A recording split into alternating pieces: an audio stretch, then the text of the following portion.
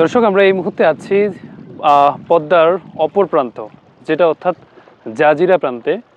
পদ্মার ব্রিজের যে নিচ সংলগ্ন যে জায়গাটি, সেই জায়গাটিতে আমরা রয়েছি। আমার পিছনে দেখা যাচ্ছে যে শত শত নৌকা রয়েছে, যেগুলো হচ্ছে মাঝিদের নৌকা, মাছ ধরার যে নৌকাগুলো।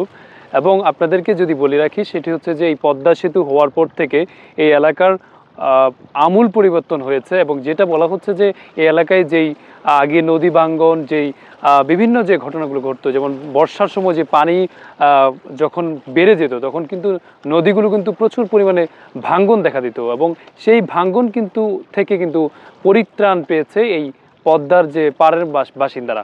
এবং যদি বলা যায় যে এই আমরা পদ্মা সেতুর যে নিজ প্রান্তে আমরা দেখছি এখানে ব্লক দিয়ে, এবং আমরা দেখছি যে নদীর মধ্যে অনেক ট্রলার রয়েছে, এবং যেগুলো হচ্ছে মাছ ধরার ট্রলার এবং যে নৌকা, এবং সেগুলো হচ্ছে আমি যে জায়গাতে দাঁড়িয়েছি সেখান থেকে আমাদের অল্প একটু দূরেই কিন্তু ব্রিজ, পদ্মা সেতু অর্থাৎ ব্রিজটি। এবং আমরা দেখছি প্রায় অর্ধ শতাধিকের মতো হবে যে ট্রলারগুলো এই ঘাটে, অর্থাৎ মনে হচ্ছে এই মানে ভিড়ে যে ওরা নোঙর করে রেখেছে, যেগুলো হচ্ছে রাতের বেলা মাছ ধরা হয়। এবং এছাড়া আমরা এখন যেটি দেখছি, নদীর এই জাজিরা প্রান্তের যারা মানুষের যে বসবাস এবং জীবনযাপন, সেটি কিন্তু একেবারেই স্বাভাবিক চলছে। এবং মানুষের যে বসবাস, এই এলাকার যারা মানুষ রয়েছে তাদের সাথে আমরা কথা বলেছি, তারা কিন্তু এই পদ্মা সেতু হওয়ার পর থেকে তাদের জীবনযাত্রা কিন্তু আমূল পরিবর্তন হয়েছে। এবং তাদের সাথে আমরা কথা বলেছি, তারা যেটি বলছেন, আগের মতো যে বর্ষার সিজনে যে পানি উঠতো তাদের ঘর বাড়িতে, এখন কিন্তু সেটি হচ্ছে না। অর্থাৎ 2022 সালের পর থেকে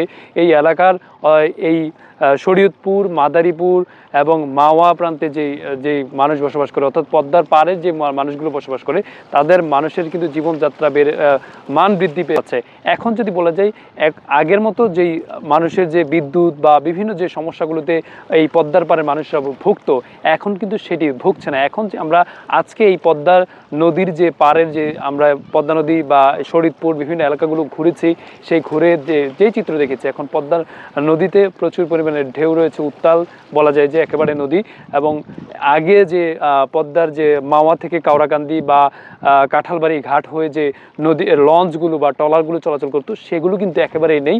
অর্থাৎ বলা যায় যে পদ্মা নদী পদ্মা সেতু হওয়ার পর থেকে বা ব্রিজটা চালু হওয়ার পর থেকে এই যে তাদের লঞ্চ বা স্টিমার বা স্পিড বোট এবং ফেরি চলাচল কিন্তু পুরোপুরি বন্ধ হয়ে গেছে। আমরা দেখেছি যে পদ্মা সেতু চালু হওয়ার পরে কিছু সময় ফেরিগুলো চালু ছিল, কিন্তু কালের বিবর্তনে কিন্তু এগুলো কিন্তু পুরোপুরি বন্ধ হয়ে গেছে। এবং ঘাটগুলো কিন্তু একেবারেই ক্রমশ শেষ হয়ে গেছে। ঘাটগুলোতে এখন কোনো পরিমাণ মানুষ নেই, একেবারে জমজমাট নেই। আগের মতো আগে যে জমজমাট থাকতো সেটা কিন্তু নেই।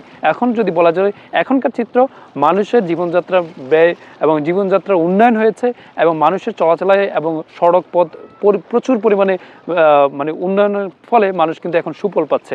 এই ছিল আমাদের কাছে এই পদ্মার পাড়ে যে মানুষের যে জীবনযাত্রা, তার সর্বশেষ।